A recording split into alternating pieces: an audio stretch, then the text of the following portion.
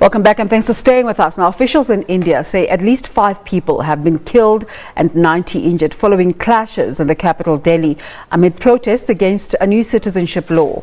Police used tear gas and smoke grenades yesterday but struggled to disperse the stone-throwing crowds. The controversial law eases the path of non-Muslims from 3 neighbouring Muslim-dominated countries to gain Indian citizenship. It has led to accusations that Prime Minister Narendra Modi and his Hindu Nationalist Party are undermining India's secular traditions. The demonstrations come as US President Donald Trump continues with his visit of the country and holds talks with Modi. Now, US President Donald Trump's first official visit to India enters a second day today. Yesterday, Trump met his counterpart, Prime Minister Narendra Modi, and addressed a rally at a packed cricket stadium in Gujarat province. To give us insight into what this visit means and what is expected to achieve, we'll now cross live to our correspondent in India, Neeha Poonia. A very good morning to you, Neeha. What is the significance, day 2 of this visit? What is the significance?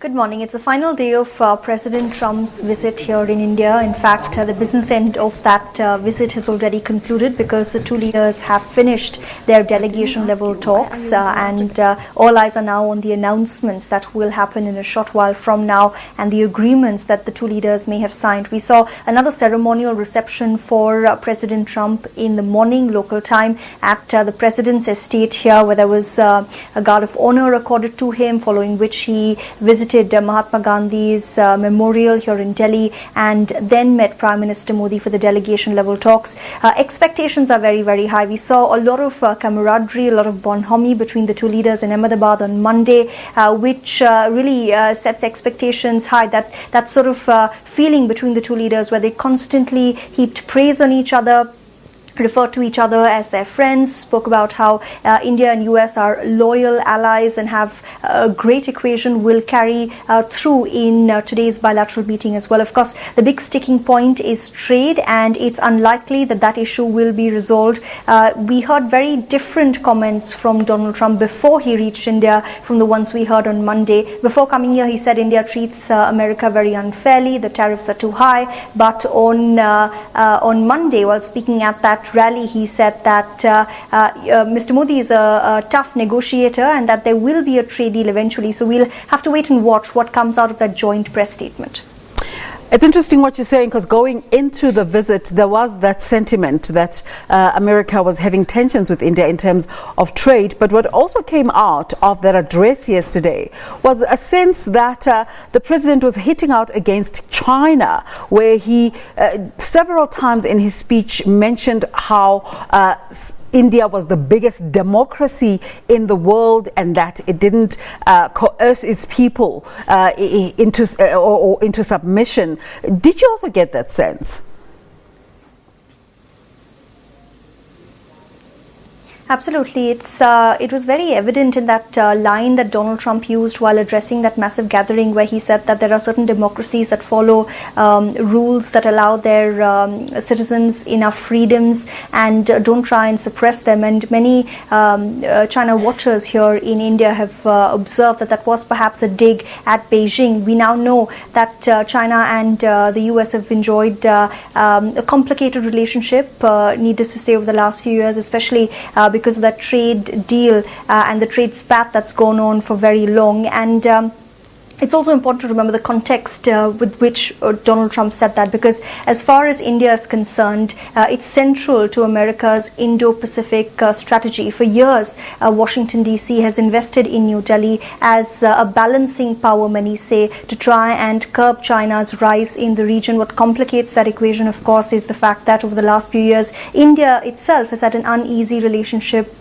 with Washington because of a trade spat and criticism leveled against the Indian government because of its clampdown in Kashmir, or be it that citizenship law over which protests have broken out in the last 24 hours. So India has also become closer to China now than it was a few years ago. So it definitely complicates the relationship, but one thing that India and the US are in agreement with, a phrase that we hear very often at these bilateral meetings, is a rules-based order. India says that that's the kind of foreign policy approach it's committed to. It's not against one specific country. It simply wants to ensure that every country is following global rules, international norms, and not infringing upon the territory or territorial waters of other countries. Neeha, of course, the deaths in that protest about the new citizenship law overshadowing this, to what extent has it done so? You're right. You have Prime Minister Modi and President Trump meeting as I speak to you, and they're meeting at a location that's about 17 kilometers or 11 miles away from the site of those deadly protests. It's the deadliest 24 hours we've seen in Delhi in recent memory. 7 people have died at last count. About 50 people have been admitted to local hospitals with serious injuries. Most of them are policemen who were hurt during those clashes that broke out on Monday local time. And the unease continues on the ground. It's not like that violence ended on Monday itself. It's continued into Tuesday as well, with several stone pelting incidents taking place as well. And the government has responded to it. It's called it a conspiracy to try and defame India at a time when there's a high-profile state visit, at the time that the US president is here. And the government is in fact holding a high-profile emergency meeting which has just concluded, and they've observed that prohibitory orders will be in place over the course of the next 1 month to ensure that that kind of a situation doesn't erupt once again. There will be extensive police patrolling on the ground, but many critics are saying that that's possibly not going to be enough, because we've heard many leaders of the ruling BJP making hateful speeches. They've encouraged people to take up arms, something that the BJP has distanced itself from. And many critics are saying that more needs to be done to hold those who are taking up arms, hold them accountable, as well as the government that's in power.